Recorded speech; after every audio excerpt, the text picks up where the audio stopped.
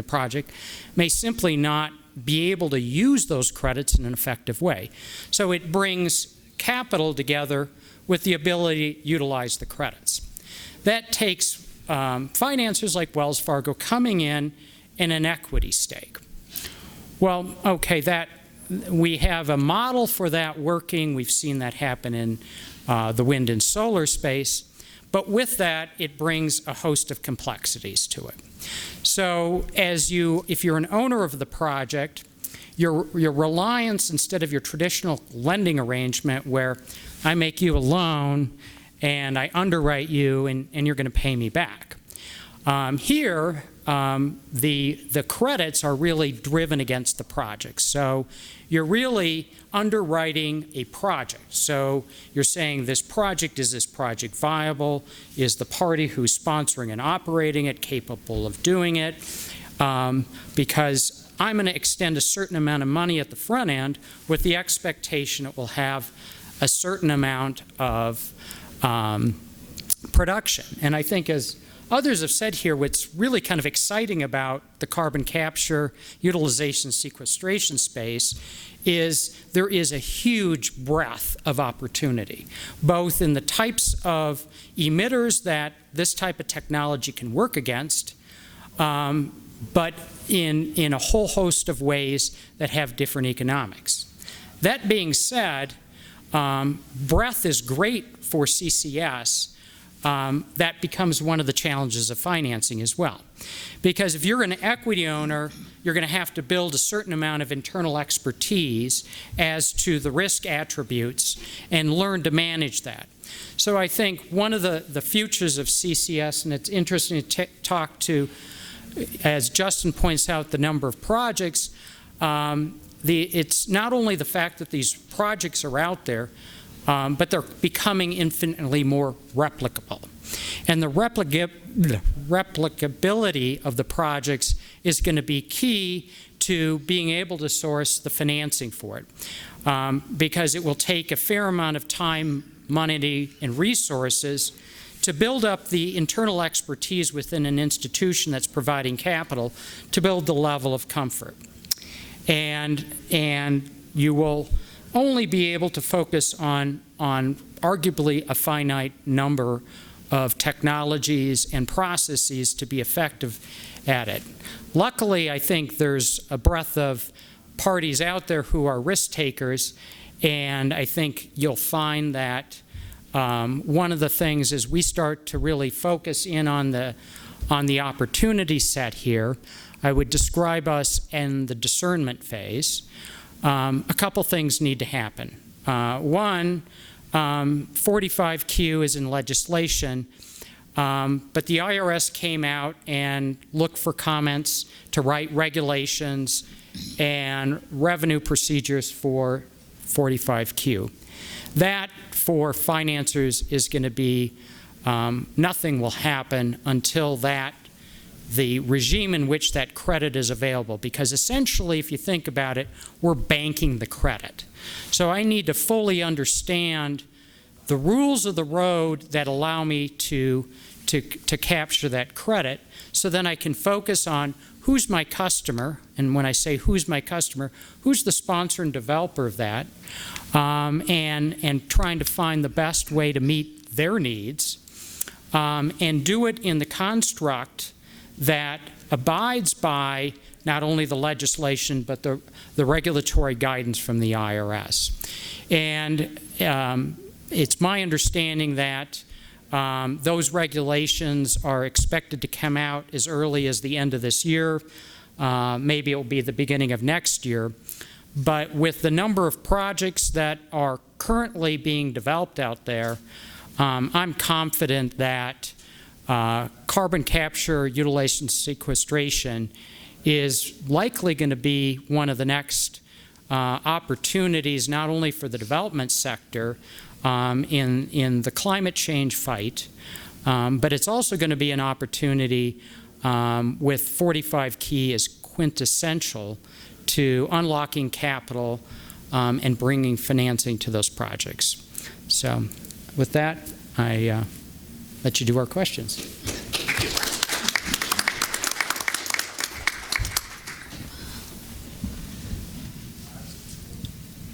so does anybody in the audience have a burning question that they want to start with? Go ahead.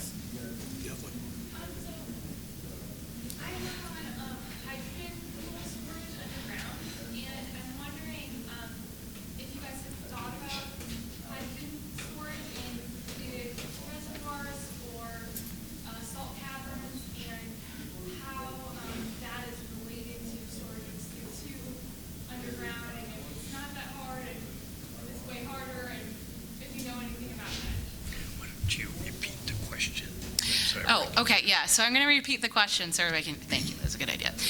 So the question is for how related is carbon storage to hydrogen storage, with underground hydrogen storage? So do any of the panelists want to? Sure.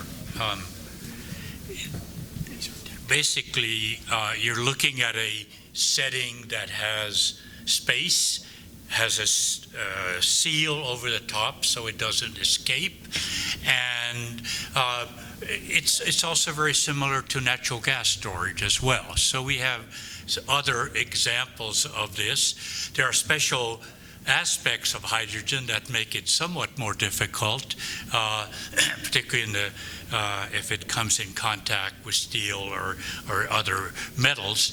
But from a fundamental point, the storage process is very similar.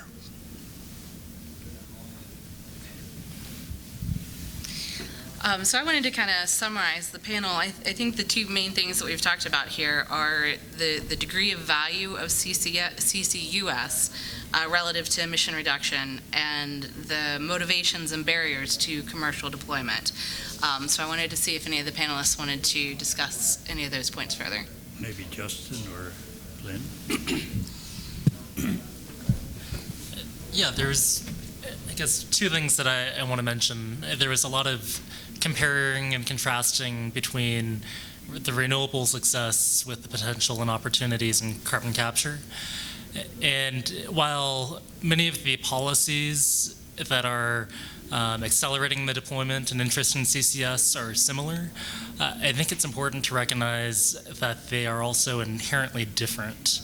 CCS technologies, for example, have operating costs, and that has very significant impacts on their uptake in the market. You can't just build it and let it be like you can in the renewable energy case. You have to be cognizant of where you think the energy markets are headed, and there's just an extra layer of considerations that CCS projects have. But that being said, there's also more opportunities as well. California, for example, has enabled CCS for the first time to qualify for some of its low carbon fuels programs, something that renewable energy has a hard time meeting, at least renewable energy in the conventional way that most people think about it. So yeah, I just think that there's new opportunities and new challenges for CCS. So just very quickly, I identified two barriers to CCS or CCUS that we worked on in North Dakota. That being, what do you do about the pore space, and what about the long-term financial liability or obligation? So we worked those out through Class 6 primacy and also the policies in North Dakota. The question is it making a difference? And I can emphatically say yes. So one of our ethanol plants has committed to a CCS process, and will be drilling its injection well and monitoring well as soon as the crops are off and things are frozen.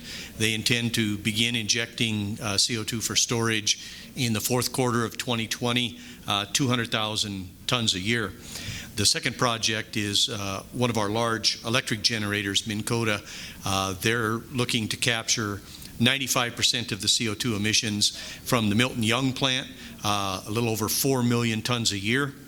Project Tundra and Project Carb Safe, they've moved forward based on the certainty that we've been able to provide, and the grant funding from DOE, thank you very much, from NETL, as well as the North Dakota Oil and Gas Research Council.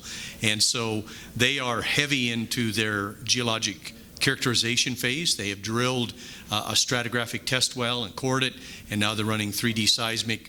Fully intend to be injecting carbon dioxide by fourth quarter of 2024 at 4 million tons a year into the Broom Creek Formation. So absolutely putting that regulatory certainty in place along with the 45Q credits and the low carbon fuel credits has moved two projects forward, a giant step.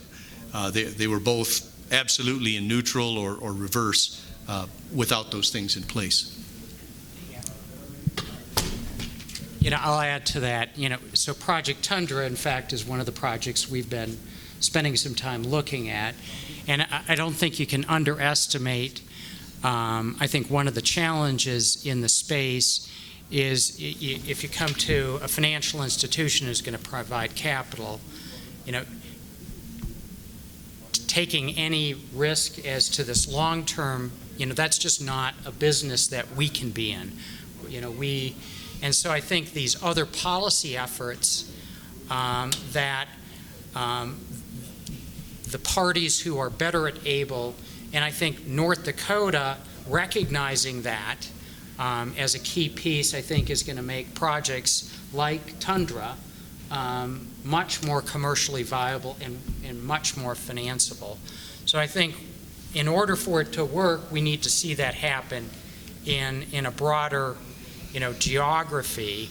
I think, I sat in a panel recently and California was talking about their low carbon standards, but the party who, again, going back to 45Q, which really pushes the financer to be in an equity position, they're looking for somebody to stand up and say it's not going to leak for 100 years. Well, when you think about that, I get why you put it on the table, but those types of issues are going to be the things between people taking advantage of the low carbon standard and not taking it, because the party who takes it, are they really in a position to manage that risk and understand that risk?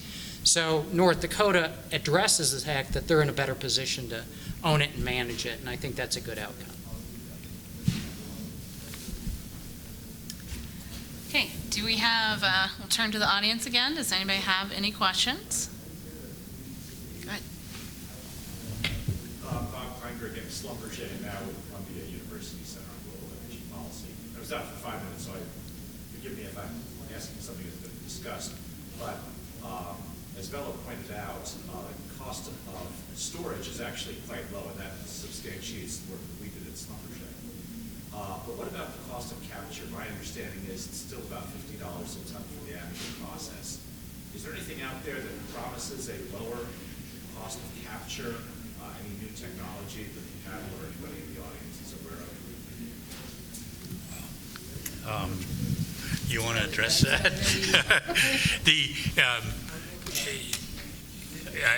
As I showed, the ability of the power company to achieve much higher dispatch adds certain value to it, and in this case actually, in addition to the $50 a ton, provides additional revenues that over a 12-year time period actually enables the capture plant to be put in.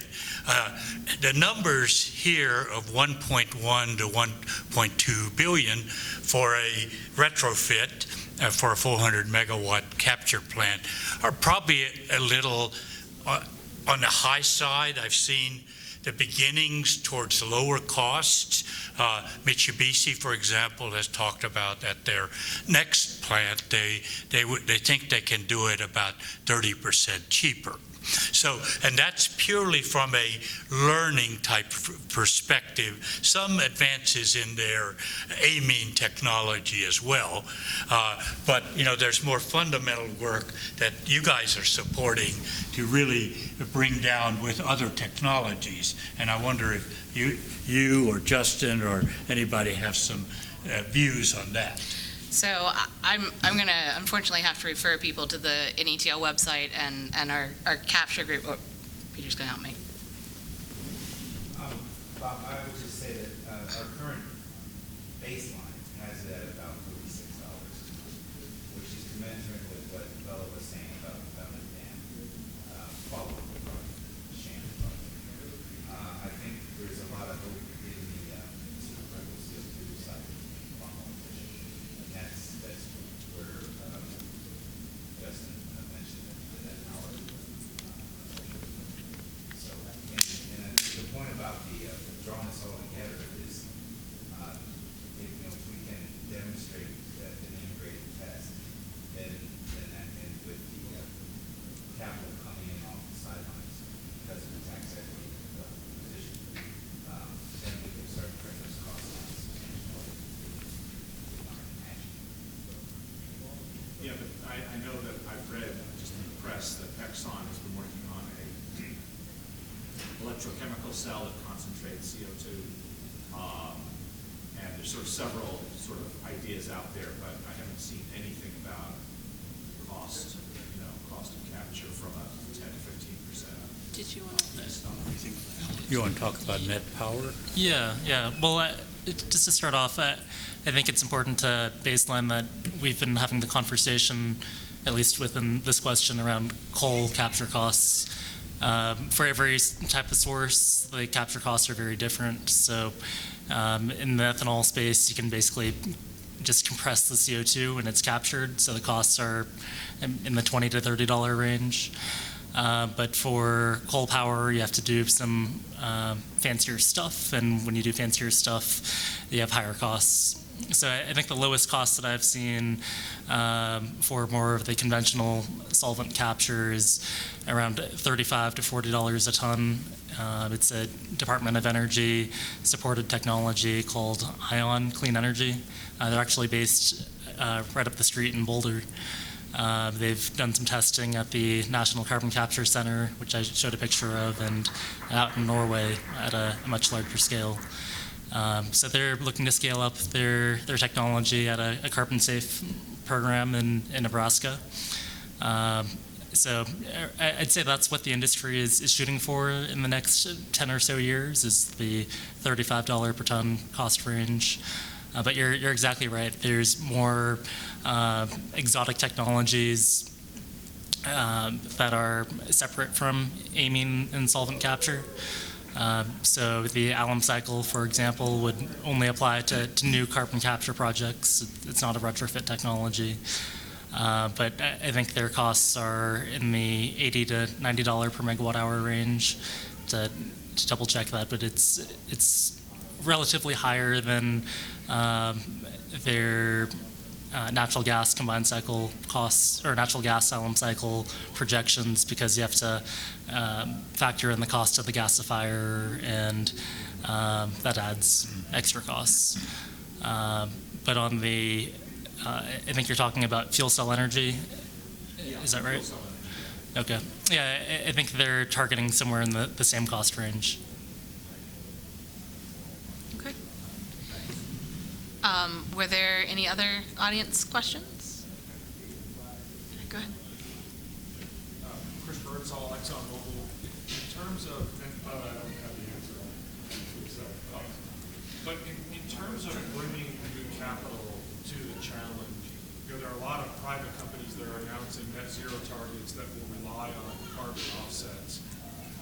Is there anyone out there trying to aggregate carbon offsets for to help fund new carbon capture projects? Is that something you're seeing in the banking world? That sounds like you.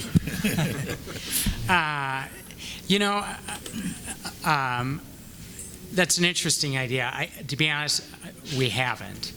I think that one of the things that there's ideas, and then there's what's executable in trying to manage the complexity. So I think one of the challenges in any of this is that this isn't a cookie cutter type of business. It's much more bespoke, and it brings with it a level of complexity. So I think the things that are going to be most viable ultimately are the things that can be done in the most straightforward fashion.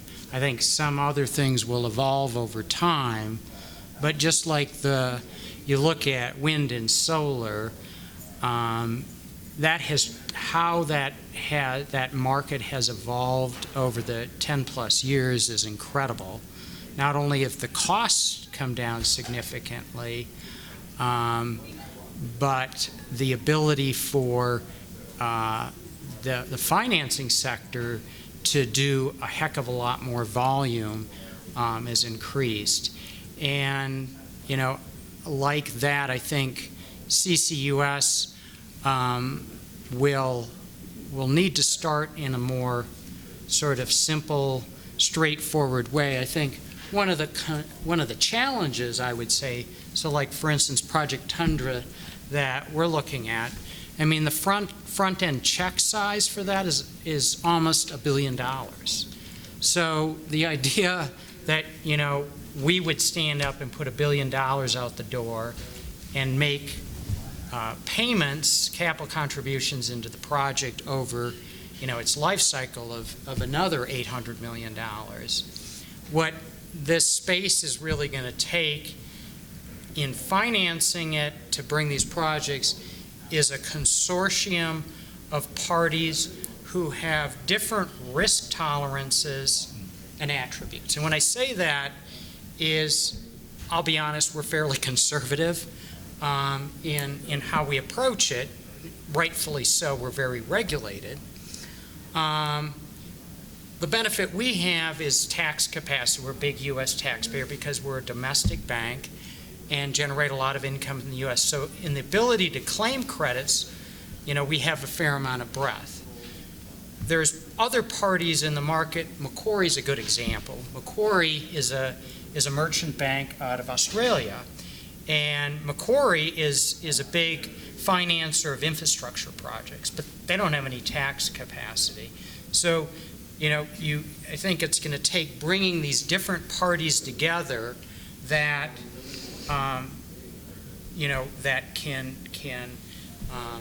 so a project like Tundra, it's going to take a group of people to really make something like that work, and simply, it's got to be sort of simple, at least to start with. We can get more complicated as we go. If I could add one more thing. So there has been a proposal at the international level to develop a renewable energy credit equivalent for carbon capture. So you basically generate credits for every ton of CO2 that you store underground, and that can be bought as an offset of sorts by people that have an appetite for carbon credits. So that's a way to kind of aggregate and bring together the benefits of a carbon storage project under one project. So I also wanted to give the panelists a chance to ask each other questions. Does anybody have a burning question for someone else up here? I've got another question. Oh, go for it. Or observation. It was probably about 10 years ago that the Schlumberger vice president testified to the U.S. Senate. Schlumberger was willing to take liability for any project that it did the sequestration for the first 10 years.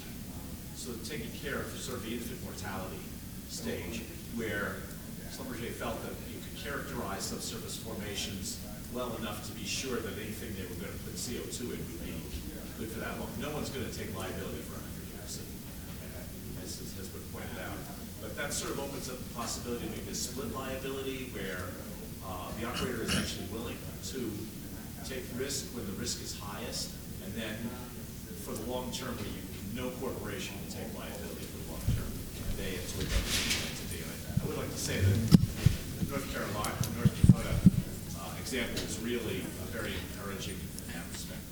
Yeah, and I agree with you. I think that the thing is you start to look at, as you go into as a financer or investor in a project, is that's great. So a party who's the operator might take that liability. But I think, the challenge is going to get to be, as at least some of the projects I've, that are out there, is whether that party has the financial wherewithal to take that risk. And, if you're the deep pockets party who was in the chain of ownership, the risk is that they're not going to be able to stand behind it for that period of time. And so that's why the solution in North Dakota is compelling, because you really have a governmental body who steps in for that very long-term risk. And I think oil companies, as I understand the EOR space, are generally comfortable with that because they've been in the EOR space, and arguably those types of organizations you could probably get comfortable with, that they're capable of not only taking the risk but financially standing behind it. Can I add a question? So kind of a question for some of the other panelists, if you guys have an opinion. So Vela, you mentioned that CO2 storage is pretty similar to hydrogen in both natural gas storage. Are there private insurance markets? Because natural gas storage is a pretty commonplace thing in the United States right now. Are there private insurance markets for the risk of leakage, even though it is relatively low? Is that something that can be applied to the CO2 storage industry? Yes, actually in the very early days of starting to look at the storage and risks and how do you handle how do you basically treat if there's a mistake of some form, you haven't picked a right location or so on. And natural gas storage was used as the model for that. And there were a tremendous number of learnings that came from that, including what kind of monitoring systems would need to go along with that storage capacity. What would be a remediation? Suppose there is a leakage, what do you do?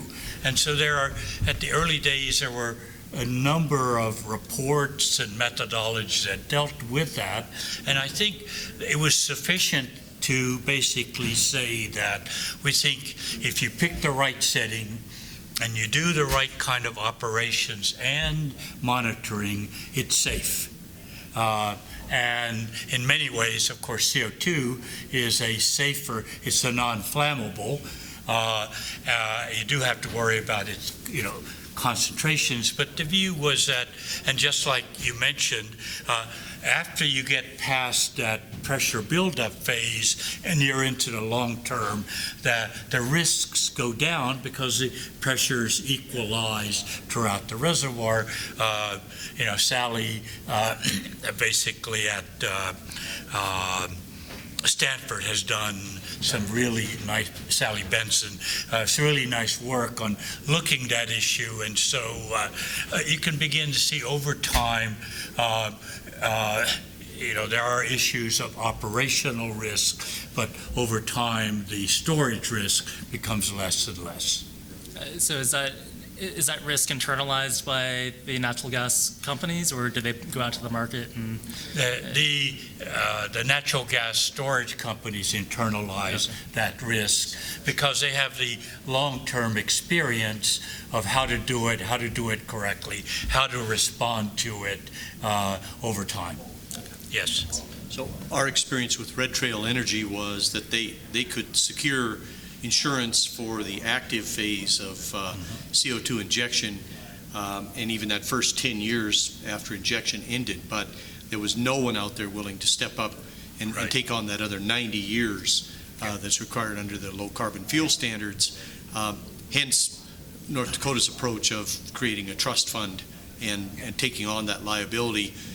Once they can demonstrate that we know what the plume is going to do, the state takes over. And I would hope that the 100-year term kind of gets shrunk, because you I hope can, so too. you can basically, you're looking at when the plume stabilizes, and then it is in place, and then at that point, transfer it over, and that, at our looking at it, that's probably more like a 10, maybe a 20-year time horizon, and then you're looking at something that's pretty well locked in place. I totally agree. And one reason that it made sense to us that the state stepped in at that point is the state is going to be responsible for permitting any kind of drilling or any kind of activity in and around that plume. Oh, yes, So, that's important. So they should carry both responsibilities.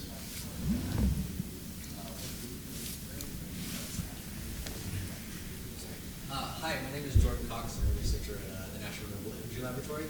I focus on hybrid energy systems, particularly nuclear renewable ones, but also do some work. I'm less familiar with CCUS, it's like that. I need to learn more about that. But I did have a question that's kind of like, we've been focusing a lot about the financial aspects of CCUS.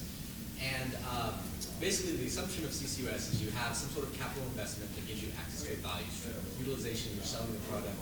With storage, you're receiving a tax credit. The idea is that if you create an economic incentive, people will pollute less. And we see one area of kind of like a counterfactual to this is in like methane flaring at natural gas wellheads. Even though if you put more capital investment in to reduce flaring, you could potentially sell more of your product, you're not always seeing, even though it makes sense in like a cost-benefit analysis, methane or natural gas producers make that capital investment. And I think there's some aspect of this that is kind of institutional momentum around the role people play in societies. And my particular question is for Mr. Helms from North Dakota. How do you kind of, beyond techno-economic analysis, move this kind of cultural shift? Plant operators are very busy, so if you like come to them and say, hey, I have this new complicated piece of technology that if you implement, you'll make X amount of dollars. How do you kind of move that also to kind of the cultural aspects of changing what are currently polluting industries to allies in fighting pollution, more than just like for techno-economic analysis, for instance? Yeah, very good question. And North Dakota is wrestling with this on a day-to-day basis. Gas capture, flaring reduction is job one for me for the next 6 months. The main thing that came out of our study of gas capture and this whole issue or problem or opportunity is that you're trying to marry very different business models to one another. So the oil and gas companies, or the polluters, if you would have it, have one business model, which is high risk, high reward, high rate of return, and the gas capture folks have a low risk, low rate of return model that requires a gas supply for a long period of time. And that's a situation, each state is going to have to approach it a little bit differently, but what we recognized is that's a situation where the market will not solve the problem, and the regulators are going to have to step in and bridge that gap. And so much the same way in looking at CCUS, not possible for the market to completely solve all of these or knock down all these barriers, hence the need for the state regulators to step in and get the Class 6 primacy, set up a regulatory paradigm where you can rent the pore space, set up a paradigm where you can transfer liability. So it's the job of the state policymakers and the regulators to mesh those different business models and to build those bridges across those business models, because these industries operate on very different business models. Oh, I thought that was good. I have a question. Frame the CO2 and giving incentives for people to provide the infrastructure to do that. It's like a carrot, you know, we're going to give you a benefit if you can do this. What if we add a little stick to this and put a carbon tax on this? So now we have a carrot and we got a stick, and maybe that would be enough to push some of these carbon producers. You know, I mean, 200 years ago, we didn't have power. We were using wood, we were using coal, we used this hydropower to, you know, grind grain and cut lumber, and we eventually started to use that hydropower in factories to do textile manufacturing. Then electricity was invented, and now all of a sudden these cities and towns that were developed around the waterways have growing pains. We've gone away from the water because we now have power. And some of the consequence of that power is now we're polluting our atmosphere. What's the possibility of incentivizing these a little bit with a carbon tax? Or question? You want to respond to that? So I'm going to agree with your point. I think that from a regulator standpoint, it does require a carrot and a stick. And so I'm going to use the gas capture thing in North Dakota, for example.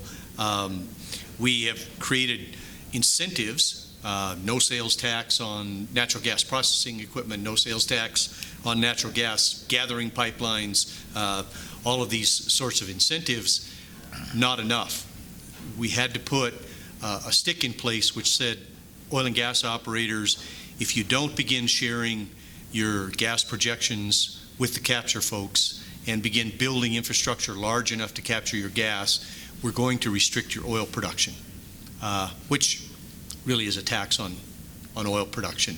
So I have to agree with you that it takes carrots and sticks, and it's up to the policymakers and the regulators to use those in the proper balance. But just incentives typically is not enough.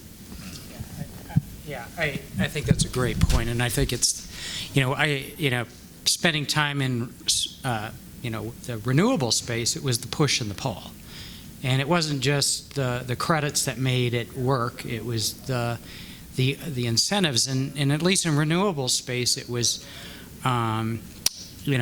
renewable energy standards. But I think we're starting to see that push transform itself as well, where states, instead of just coming up with renewable standards, it's really, being more holistic about it and looking at low carbon standards, so that as you create those standards, that will create viability of at least power plants. But I think trying to figure out, to really make it successful, it's going to be a mix of those push-pulls. And I think we're starting to see some of the push besides the economic pull.